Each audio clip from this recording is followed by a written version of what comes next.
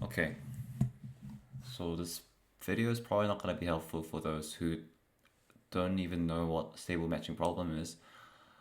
But it's basically a rough guide of how the algorithm for stable matching problem runs, and yeah, how it runs. So stable matching algorithm is basically when you have n companies and n applicants, and you want to match each of these. Where's the pen?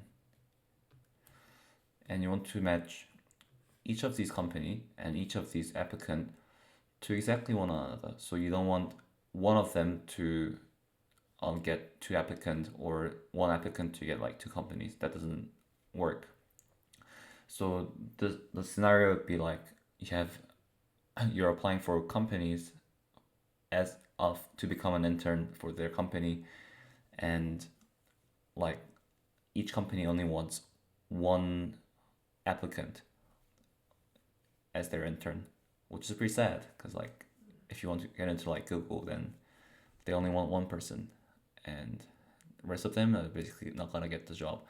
Anyways, but okay, that's matching obviously. But what do you mean by stable? So we define stable as saying that no two pairs exist such that either so for example if this was a pair, like oh my god, if we had a pair with a company and a applicant and call that a pair, like that's one of the pairs, and this is another pair, then we don't want either.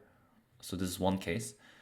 Either applicant likes this company better than the company that it's already assigned to, or and that company likes this applicant better than the applicant it has, in which case these two are gonna like cheat on each other's partners and just go away, and C and A prime would just be left alone with themselves, which is pretty tragic. That's one of the case that it won't be stable.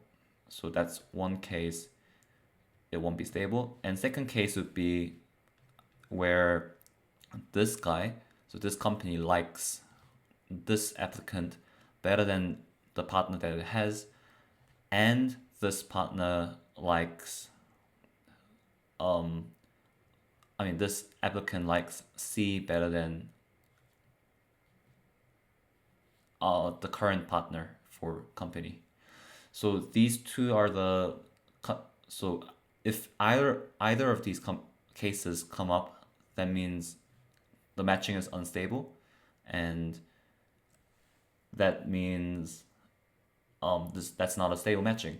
So you can expect that when we have a matching like between n companies and n applicants, it'll be like C1, C2, dot dot dot, Cn, and A1, A2, dot dot dot, An.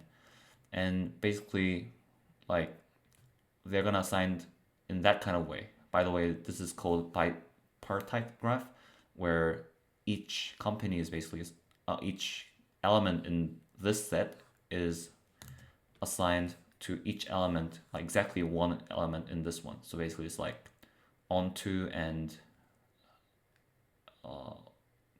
in. I actually can't remember the terminology, but it's like, yeah, basically their cardinality is the same, and also this mapping is called something onto and something else.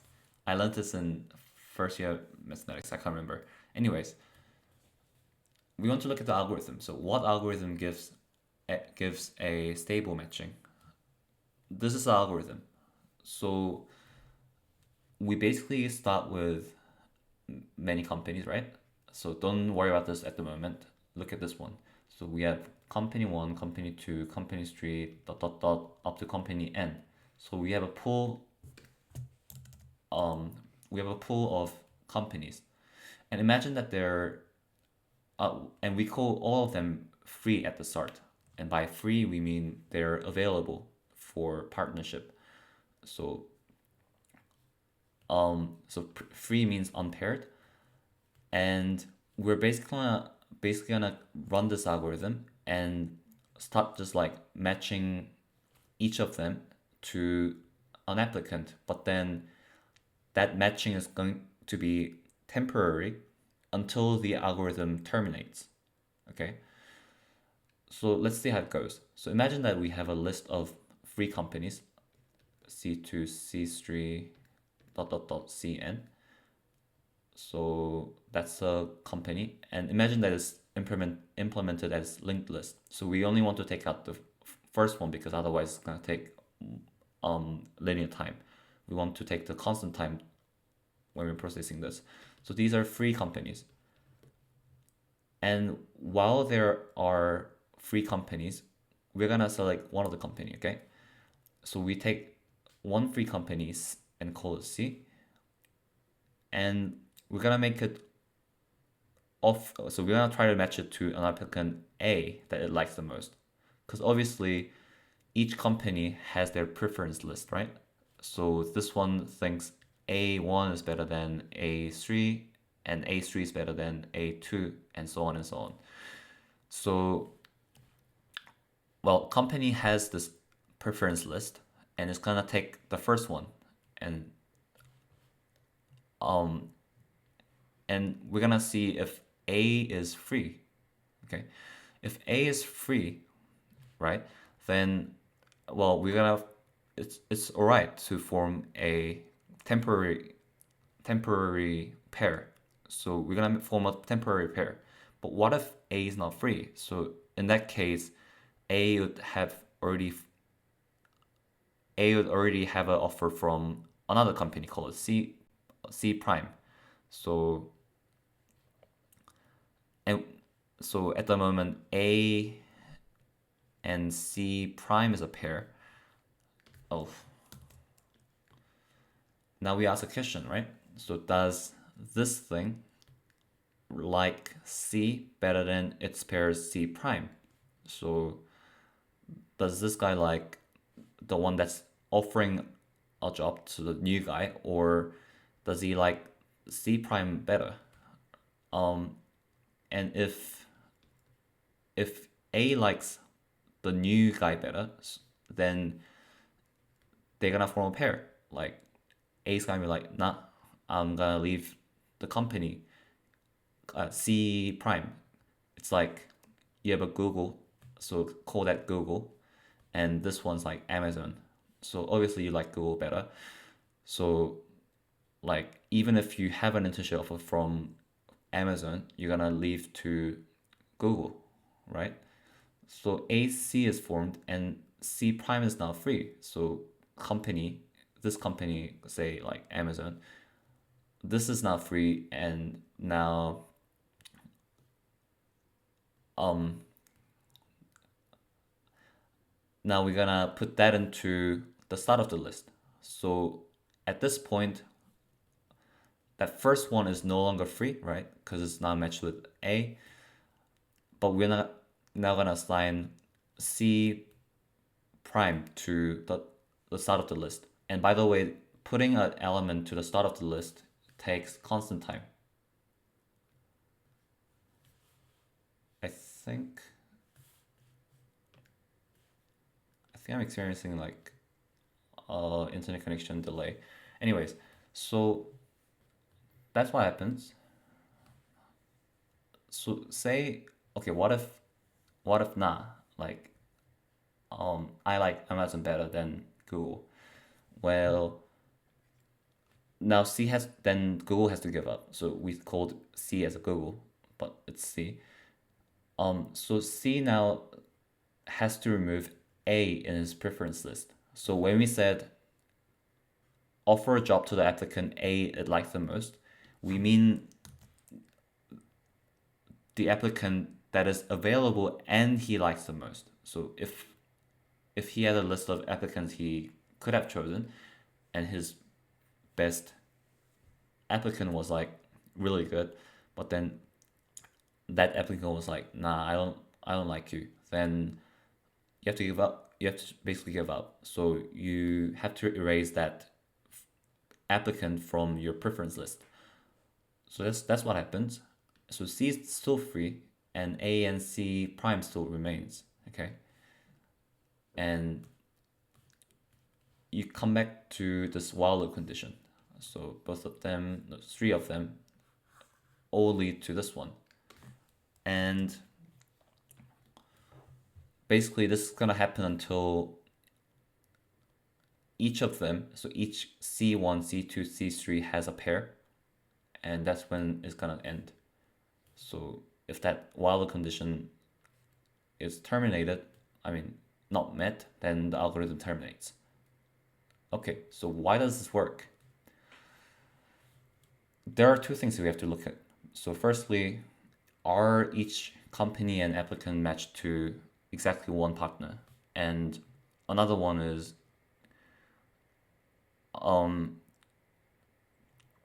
does any of these things exist? So basically when we have two pairs and one of the partners likes another, and that guy likes whoever that guy who wanted to cheat. So if each of them like had a reciprocal preference that they like each other's partner rather than their partner, then they're gonna swap their partner. So it's gonna be unstable. So we have to show that this condition is met and this condition is met, right?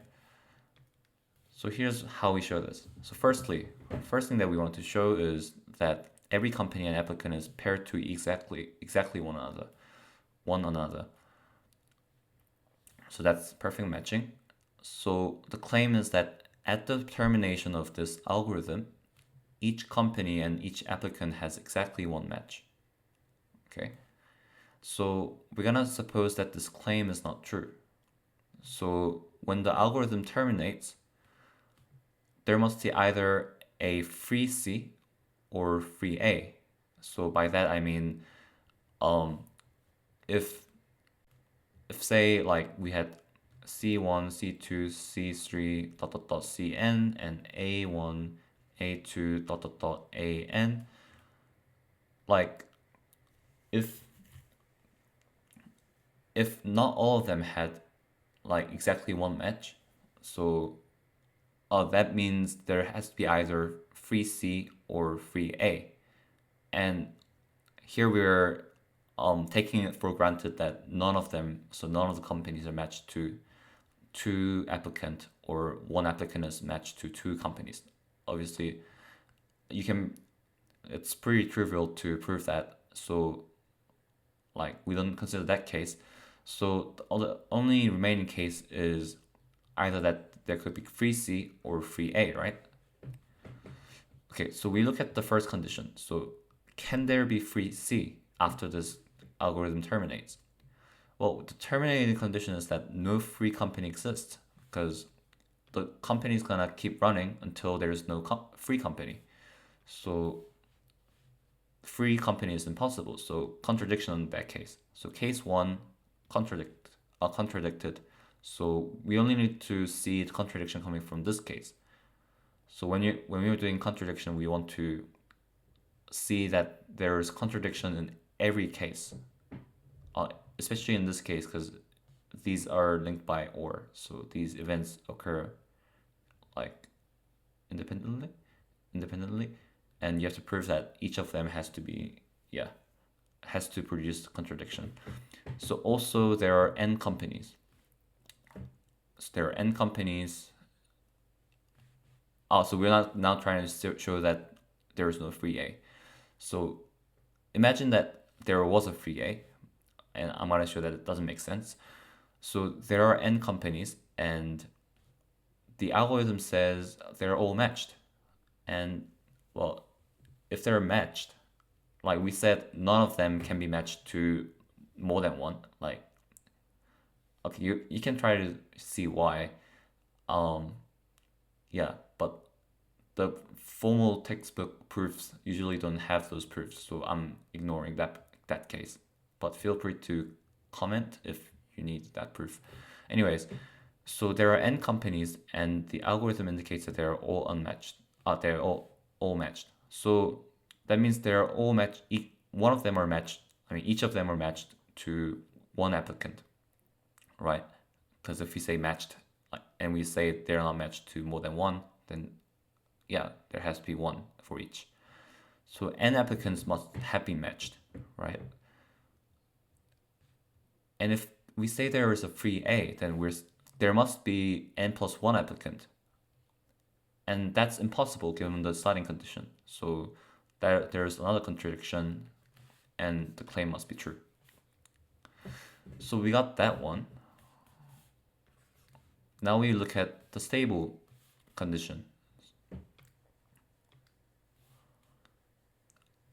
So why is it a stable matching? Well, if we pick, the claim is that if we have two pairs, they're happy. So they're happy with each other, and by happy, I mean none of these, what do you call it? Like the participant of each pair likes one another, like better than their partner.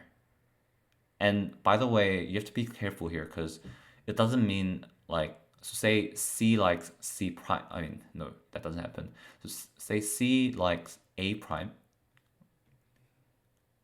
but then A prime doesn't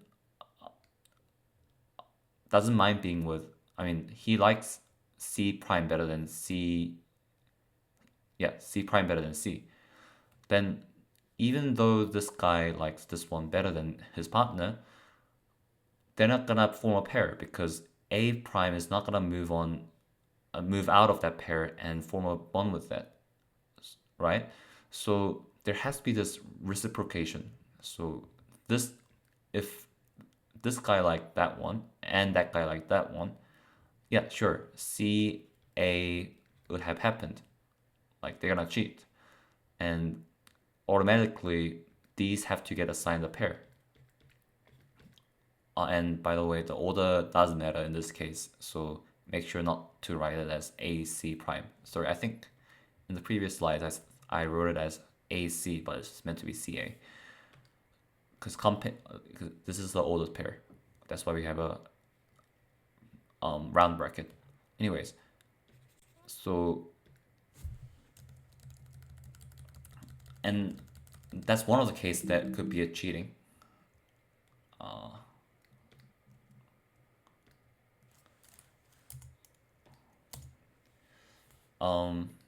Yeah.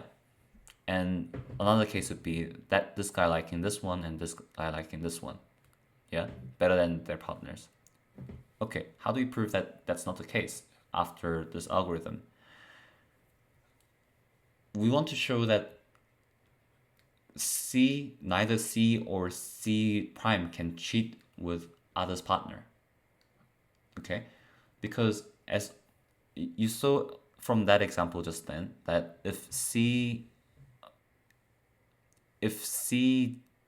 doesn't mind, C likes it, if C likes to be with A rather than with A prime, then even if A prime likes C, like that's not gonna happen. And also if C prime likes to be with A prime, because like better than A, then it's also going to be stable. Like they're not gonna form a pairship.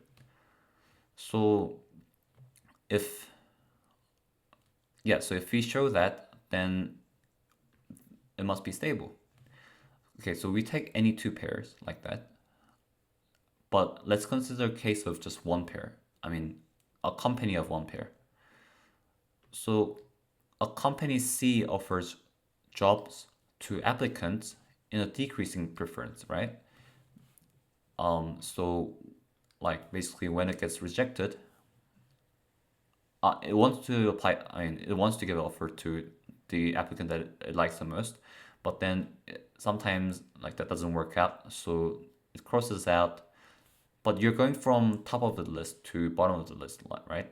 So if like say A3 is better than A2 and A2 is better than A4 and A4 is better than A1, blah, blah, blah.